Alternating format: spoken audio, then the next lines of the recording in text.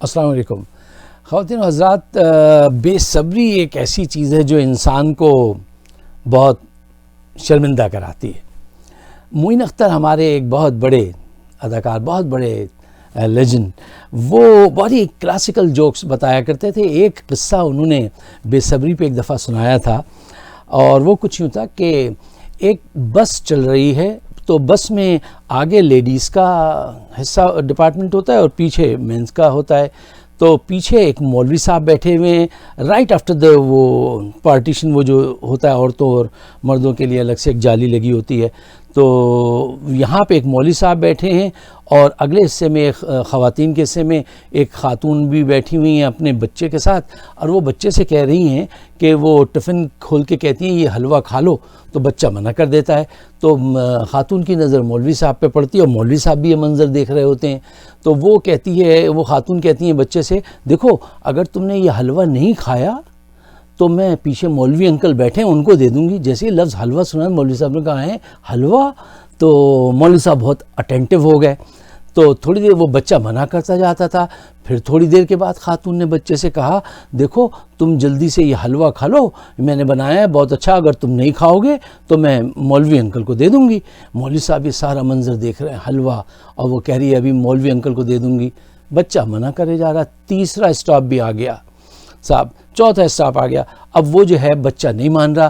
آخر میں وہ بہت جھنجھلائیں اور اپنے بچے سے کہیں گی اب اگر تم نے نہیں کھایا تو میں یقیناً یہ حلوہ مولوی صاحب کو دے دوں گی۔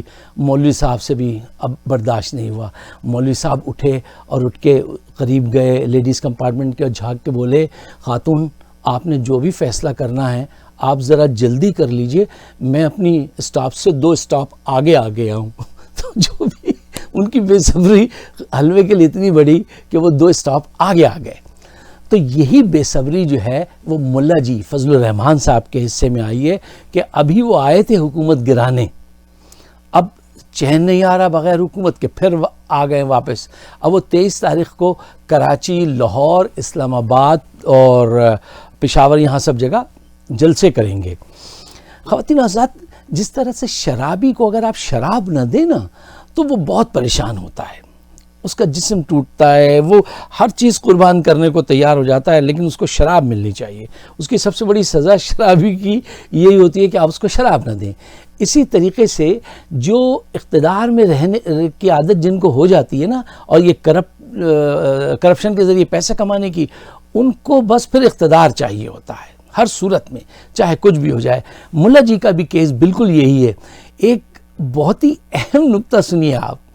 ملا جی سے کسی جرنلسٹ نے پوچھا کہ مولانا یہ فرمائیے کہ اگر عمران خان، واضح رہے کہ یہ عمران خان کو ایک عرصے سے یہودیوں کا ایجنٹ اور کیا کچھ نہیں کہتے آئے ہیں، اور اس نے سوال کیا مولانا صاحب یہ فرمائیے کہ اگر عمران خان آپ کو دعوت دیں کہ آپ ان کی حکومت میں شامل ہو جائیں تو پھر آپ کا پوائنٹ آف ویو کیا ہوگا؟ تو ملا جی بولے، دیکھیے ملک کی بہتری کے لیے تو پھر کیا جا سکتا ہے، الحمدللہ ملک کی بہتری کے لیے تو شامل ہو جائیں گے پھر حکومت میں۔ یہ صاحب ہر دور حکومت میں رہے ہیں، یہی نشہ ہے جو ٹوٹ رہا ہے، نشہ بڑھتا ہے، شرابیں جو شرابوں میں ملے وہ نشہ چاہتے ہیں۔ نواز شریف کے ساتھ یہ، زرداری کے ساتھ یہ، بے نظیر کے لیے انہوں نے کہا کہ یہ عورت جو ہے، نعوذ باللہ، یہ عورت جو ہے یہ اس کی حکومت صحیح نہیں ہے اور اسلام اس کو نہیں مانتا۔ پھر جب انہوں نے ان کو وزارت دے دی تو انہوں نے ڈیزل کے پرمٹ لے لیے اور وہ جائز ہو گئی۔ یہ صاحب، ان سے سوال کیا گیا، ایک جرنلسٹ نے کہا مولانا یہ فرمائیے کہ نواز شریف نے ختم نبوت کے بل کے سلسلے میں کارروائی ڈالی اور آپ اس وقت نواز شریف کے ساتھ موجود تھے، تو آپ عالم دین بھی ہیں اور آپ نے گوارا کر لیا۔ تو پتہ ہے کیا کہا مولانا صاحب نے؟ ملا جی نے فرمایا آپ آگے بڑھیں، دوسرا سوال پوچھیں۔ یار یہ واقعی قرب قیامت کا وقت ہے۔ یہ وہ لوگ ہیں جن کو لوگ اپنا پیر مانتے ہیں، ان کو اپنا ولی مانتے ہیں، ان کو کیا کچھ مانتے ہیں، اور ان کے کہنے پہ کس چیز کے لیے، ہر چیز کے لیے راضی ہو جاتے ہیں، اور ان کا کردار یہ ہے۔ یہ ان کو پتہ ہے کہ آصف زرداری کس درجہ شرابی، زانی، چور، ڈکیت، سب ان کو پتہ ہے، ایسے خوشی خوشی سے گلے ملتے ہیں حضور والا کہ بس آپ مت پوچھئے. ان کو سب کا پتہ ہے سب نے کرپشن کی. کیا اسلام منع نہیں کرتا کہ کرپٹ لوگوں سے، زانیوں شرابیوں سے اتنے اس سے نہیں ملنا چاہیے؟ ملنا چاہیے، ذرا ڈسٹنس ہے. اس قدر جھپیاں پا کے یہ سب آپ کے سامنے ہے. اچھا، اب یہ دوبارہ کیوں وارد ہو رہے ہیں جلدی سے؟ دیکھیے، یہ سب کو پتہ ہے کہ مہنگائی ہے. میں بھی مانتا ہوں کہ مہنگائی ہے. مہنگائی کیوں ہے اس سے زیادہ اہم یہ بات ہے کہ مہنگائی کو ختم کیسے کیا جائے اور مہنگائی کیوں ہے. دیکھیے، مہنگائی اس وجہ سے نہیں ہے کہ عمران خان نے سرے محل بنا لیا ہے. مہنگائی اس وجہ سے نہیں ہے کہ عمران خان نے فلیٹس خرید لیے ہیں لندن میں یا سوئٹزرلینڈ میں. نہیں، اس وجہ سے نہیں ہے کہ عمران خان نے اتنے زیادہ قرضے لے لیے ہیں کہ ملک جو ہے اس کی معیشت بیٹھ گئی ہے. یہ سارے جرم پچھلی حکومتوں کے ہیں، سارے گناہ ان کے ہیں. آپ مونڈتے ہیں عمران خان کے سر پہ اور فرماتے یہ ہیں ملا جی، یہ اسمبلیاں جو ہیں ان کو برباد کریں، ان لوگوں کو، یہودیوں کے ایجنٹ کو. یہ اسمبلیاں جو ہیں غیر مؤثر، وہ ہیں لیجیٹیمیٹ نہیں ہیں، ان کو ختم کیا جائے. اور خود اسمبلی میں ان کے صاحبزادے، وہ اسٹینڈنگ کمیٹی جو ہے اس کے چیئرمین ہیں، اسمبلی کے رکن ہیں. ان سے یہ نہیں کہتے اسد محمود سے کہ بھائی تم استعفیٰ دے دو، یہ جو ہے غلط ہیں یہ اسمبلیاں. ان سے استعفیٰ کا نہیں کہتے ہیں یہ اسمبلیاں ختم کرو اور پھر اس کے بعد مجھے کسی طرح سے اقتدار دو. اچھا، پچھلی نومبر میں جب آئے تھے اور مولانا صاحب نے دھرنا دیا تھا تو مولانا صاحب کے معتقدین جو تھے وہ شدید بارش میں، ٹھنڈ میں باہر بیٹھے رہتے تھے. اور یہ ایک دن ان کے چودھری برادران کے پاس سے آئے تو کسی نے پوچھا آپ وہاں کس لیے گئے تھے؟ کیونکہ میں تو وہاں بہت عمدہ حلوہ کھا کے آ رہا ہوں. الحمدللہ یہ حلوہ کھاتے تھے اور وہ بیچارے بھوکے وہاں بیٹھے رہتے تھے. کس نے کہا تھا؟ ایرسٹوٹل نے کہا تھا. کس نے کہا تھا کہ جاہلوں پہ کے دل و ذہنوں پہ قبضہ کرنا ہے نا تو مذہب کا جال لاؤ.